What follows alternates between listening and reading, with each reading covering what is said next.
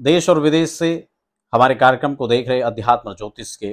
तमाम दर्शकों का आज के कार्यक्रम में बहुत बहुत स्वागत और अभिनंदन।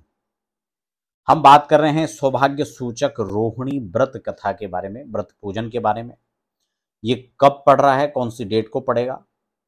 क्या इसमें पूजन किया जाता है, कौन से देवता की इसमें पूजन होता है, किस प्रकार की पूजा विधि रहेगी और किस लिए इसको किया जाता है, इसका व्रत पूजा का महात्म क्या है, इसी पर हम लोग डिटेल में चर्चा करेंगे। इससे पहले एक निवेदन भी आपसे रहेगा, अगर आप पहली बार हमारे चैनल को विजिट कर रहे हैं या आपने अभी तक चैनल को सब्सक्राइब नहीं किया तो आप चैनल को सब्सक्राइब करके साथ में बेल आइकन जरूर दबा लीजिए, क्योंकि यहाँ पर अध्यात्म ज्योतिष वास्तु और तमाम इसी प्रकार से व्रत और पूजा की जानकारियां आपको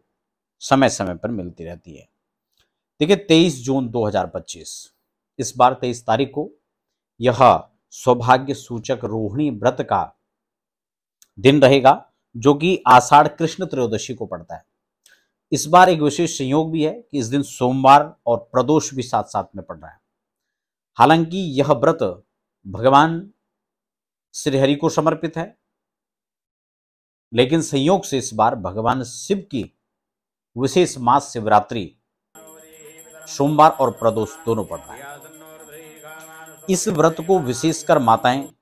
अपने पति के सौभाग्य लंब आयु के लिए, अपनी संतति के सुख समृद्धि के लिए क्या करती हैं, और विशेषकर जैन समुदाय के लोग इस व्रत को विशेष करते हैं। लेकिन यदि कोई भी इस व्रत को करता है तो इससे सिर्फ उसके पति की आयु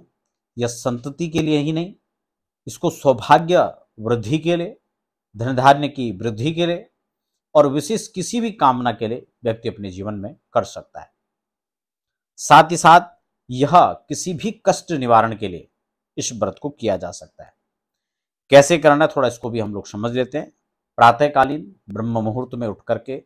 स्नान आदि, यदि नदियों के पवित्रतम तट पर आप कहीं आसपास रहते हैं तो आप नदियों में स्नान करें तो बहुत अच्छा है, गंगा आदि पुण्य नदियां मिले तो बहुत अच्छा,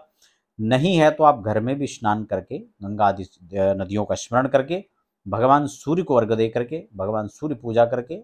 और गणेश अंबिका का पूजन करने के बाद फिर भगवान श्री हरि विष्णु की पूजा करें। और इसमें वासु पूज्य जो जैन के 24 तीर्थंकरों में जिनका स्थान आता है उसमें विशेषकर इनका पूजन करते हैं, क्योंकि मैंने पहले भी आपको कहा कि जैन बंधु विशेषकर